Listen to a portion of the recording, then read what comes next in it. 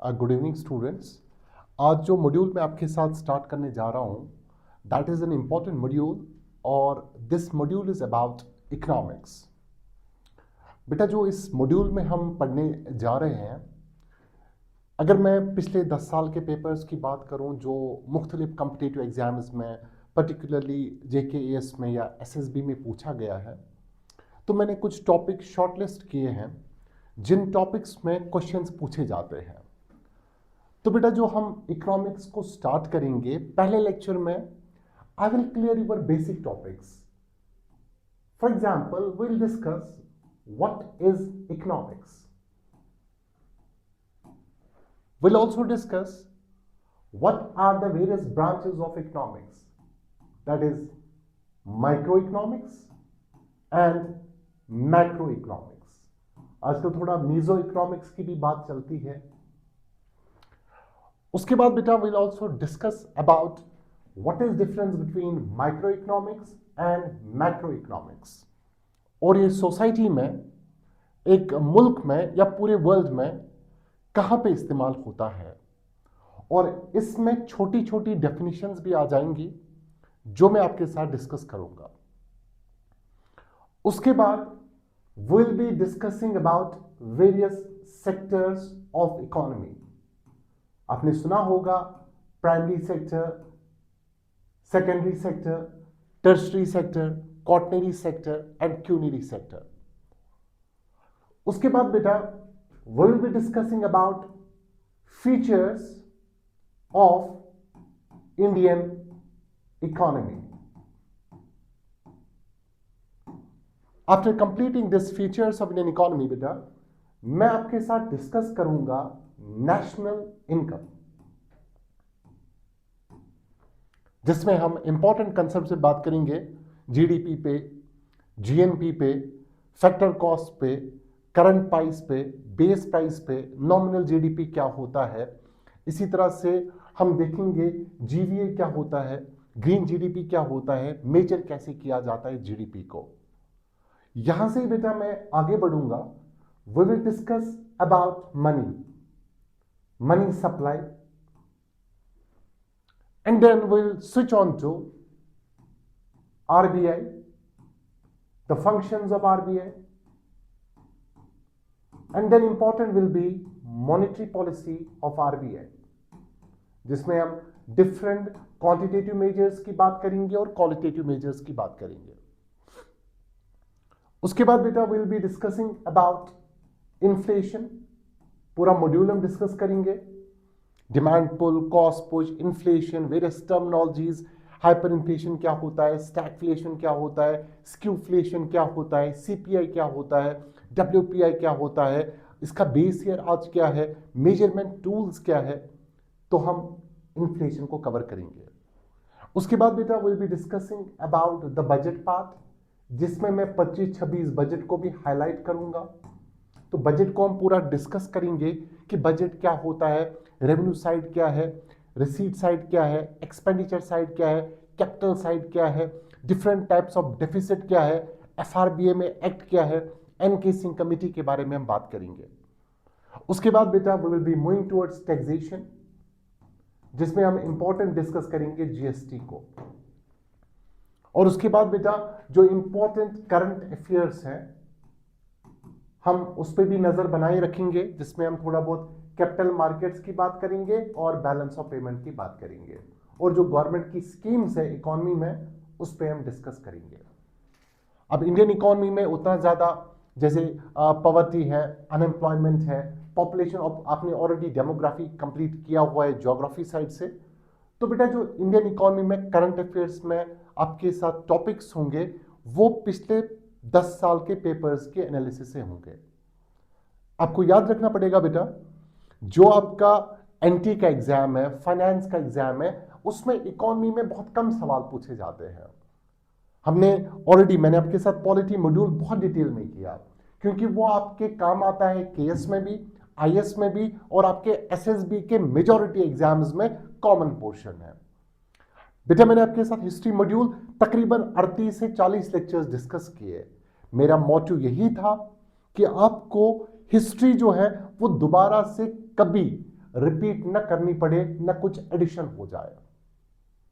बेटा इकोनॉमी में मैंने देखा है कि बहुत सारे टीचर्स इकोनॉमी में 70 लेक्चर्स कर रहे हैं, तो इतना ज्यादा इकोनॉमी में पूछा नहीं जाता है। तो मैं आपके साथ वो चीज डिस्कस करूंगा जो चीज आपके एग्जाम्स के लिए इंपॉर्टेंट है।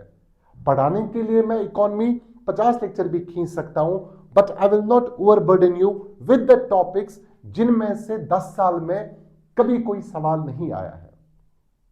पढ़ने के लिए हमारे पास जहां है, लेकिन एक अच्छा एस्पिरेंट वही होता है जिसको आज के नॉलेज ओवरडोज के जमाने में ये चीज पता है कि छोड़ना क्या है, और जिस बंदे को ये स्किल आ गया कि छोड़ना क्या चीज है, ज्यादा हाईलाइट किस चीज को करना है, कम तवज्जो किस चीज पे देनी है, for me he will qualify any exam. So without taking much of your time, I am starting with the basic part, that is economics की डेफिनेशन।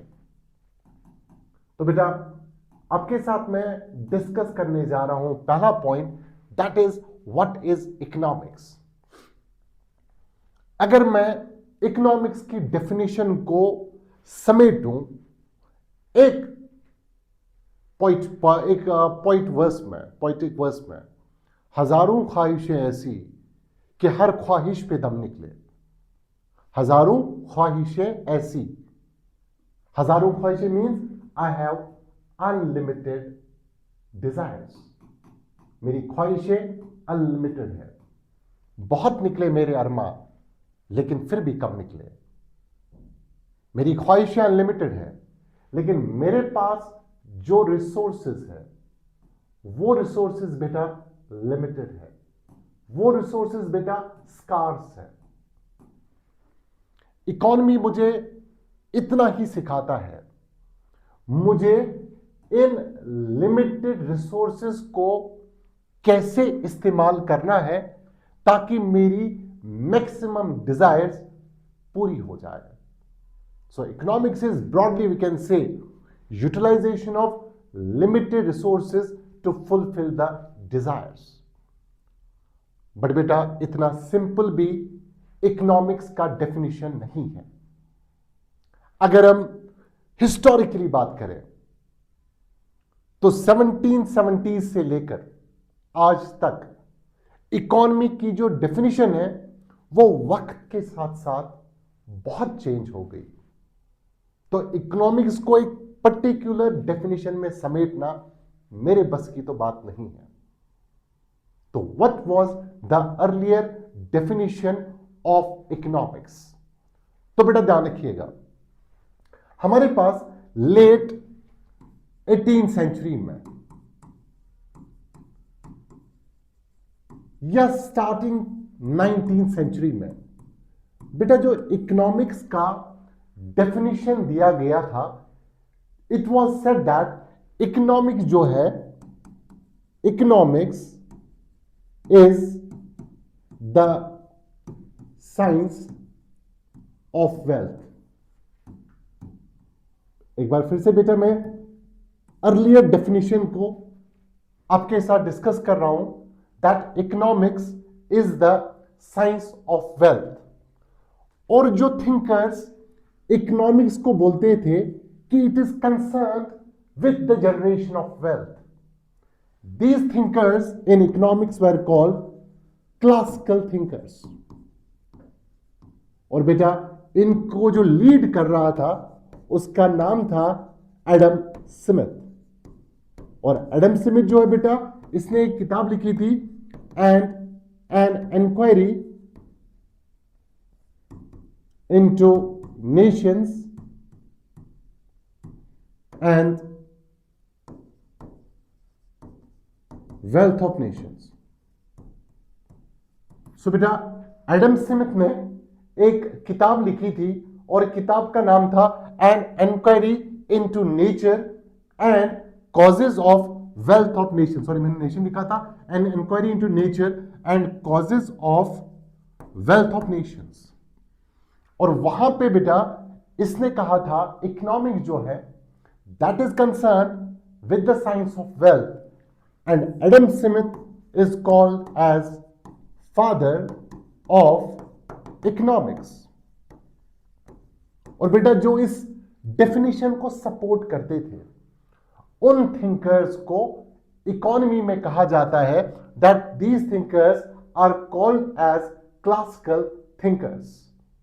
और बेटा इनका क्या था, जो इकोनॉमिक्स है it was mainly concern with the phenomena of wealth and that wealth was created by an individual और nations. अब आप बोलोगे ठीक है सर, आप हमें बता रहे हो इकोनॉमी जो है ये एक फिनोमिना है इस हिसाब से, और ये जो फिनोमिना है it is concern with the wealth, it is concern with the wealth created by individual and the Nations. तो इसमें बुराई कहां पे है, इसमें दिक्कत कहां पे है? दिक्कत बेटा यहां पे है, इसने सिर्फ उनकी बात की जिनके पास वेल्थ है। इस डेफिनेशन में उनकी बात नहीं की गई जिनके पास वेल्थ नहीं है। दैट मीन्स इस डेफिनेशन में इकोनॉमिक्स में जो डिवीजन है रिच और पुअर का, उस पे बात ही नहीं की। इस पे जनरल बात की गई उन लोगों की जिनके पास वेल्थ है। लेकिन what about those people who do not have the wealth? So बहुत सारे स्कॉलर्स ने कहा कि इकोनॉमिक्स जो है it must address the issue and that issue was welfare issue. It should not only be concern with the fact that it is concerned with the wealth, but economics should be broadly focused on one another aspect, that is economics। तो बेटा दूसरी definition क्या आई? Economics as the science of welfare. पहला था बेटा economics as what? Science of wealth. दूसरा क्या बेटा? Economics as science of welfare. Now science of welfare जो बेटा है, ये वेलफेयर क्या होता है? बेटा वेलफेयर दो तरीके का है। एक है बेटा क्वांटिटेटिव वेलफेयर, जिसको हम तोल सकते हैं, क्वांटिफाई कर सकते हैं। और बेटा जो दूसरा वेलफेयर है that is called as qualitative welfare. So बेटा जो वेलफेयर है इसको हम दो ब्रॉड ग्रुप्स में देखते हैं। पहला बेटा आपका क्या है? Quantitative welfare. फॉर एग्जाम्पल, मैं कोई चीज कंज्यूम कर रहा हूं, मैं कोई चीज बना रहा हूं, और उस बनाने से, उस चीज के होने से मेरी इनकम बढ़ जाती है, तो I can quantify it. This is quantitative welfare, जिसको हम क्वांटिफाई कर सकते हैं। बेटा जो दूसरा है that is qualitative welfare. Qualitative welfare means आपके पास सब कुछ है, पैसा भी है, आप अच्छा खाना खाते हो, आप अच्छे कपड़े पहनते हो, लेकिन क्या आप अपना टाइम, लेजर टाइम अच्छे से गुजार रहे हो? जो आपका फ्री टाइम है, क्या आप उस टाइम को एंजॉय कर रहे हो? दूसरा, कोई खुश होता है ब्रांड से, कोई खुश होता है अच्छे खाने से, कोई खुश होता है रेस्टोरेंट में जाने से, कोई खुश होता है नॉलेज के सीख करने से, कोई खुश होता है पढ़ने से। तो बेटा जो पढ़ना है, जो नॉलेज का सीख करना है, जो लेजर टाइम, फ्री टाइम का एंजॉय करना है, that is also welfare, but उसको हम तोल नहीं सकते। मैं आपको बताऊंगा आप कितने खुश हो, आप ये नहीं बोलोगे मैं 2 किलो खुश हूं। मैं आपको बोलूंगा आपने रोया, कितना रोया, आप नहीं बोलोगे मैंने 2 बाल्टी रोया, because that is a qualitative aspect which can not be quantified.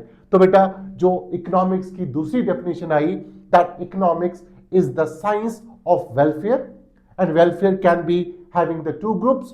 One is quantitative welfare, that means we can consume goods and services which in turn increases per capita income. This is quantitative. Second is beta qualitative, that is living in peace, enjoying time, acquiring knowledge. So beta economic welfare जो है ना, it is concerned only with quantitative welfare, क्योंकि we can measure it by means of what? By means of money. So बेटा अभी तक दो definitions मेरे पास आई. Number one was economics as the science of wealth and दूसरा was economics as science of welfare.